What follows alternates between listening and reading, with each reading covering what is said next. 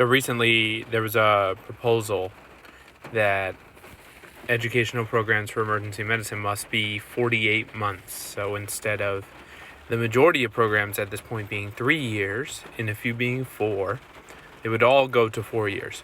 Now, there's some background on this.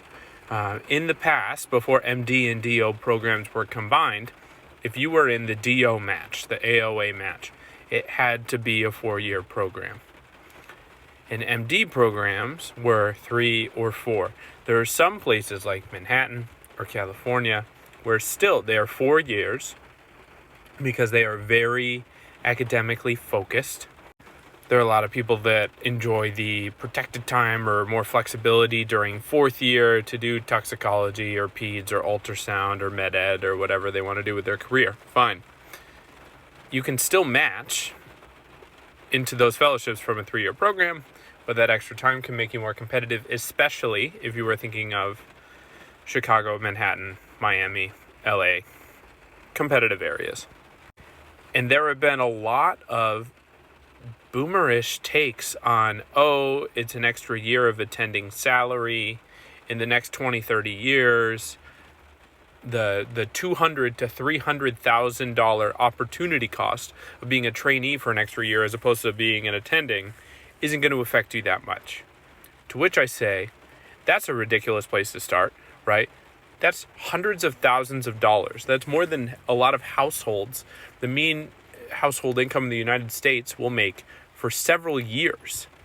You're saying, no big deal. So that aside, even within the healthcare community, right? So this was something that my wife and I and my family, we had to seriously consider. Because when I'm looking at $200,000 to $300,000, I'm not looking at it 30 years from now. I'm looking at it right now. My kids like cashews and berries. We're trying to do gymnastics classes and dance classes and play groups and take them outside to touch grass, go to the aquarium. That all costs money.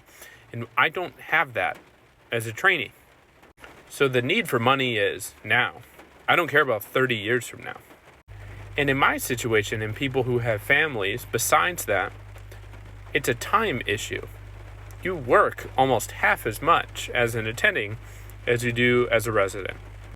My older kid is starting preschool now, and she's going to be in school in essentially the rest of her life, the next decade and a half. And there's so much of that time that I've missed being in training, being in medical school, and being in residency. My younger one is 15 months now, and I've missed a lot of her first things as well. And I think it can be tone deaf at best and disrespectful at worst to say to residents, with a family or not, it's another year. You've already been in school for the past 12 years or so after college. It's still a year. And lastly, there's this whole issue of, people don't have enough time to do all the graduation requirements for ultrasounds or neonatal resuscitation or their deliveries or their intubations or their central lines or their lumbar punctures within 3 years. That's a failing of the program.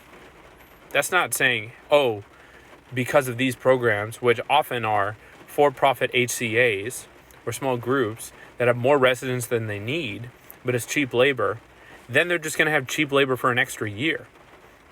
I think they're overestimating the goodwill of some of these programs saying, we're going to revamp educational opportunities. No, they'll just be we're going to ship them off to shock trauma for a month, like a lot of programs do to rightfully supplement their education.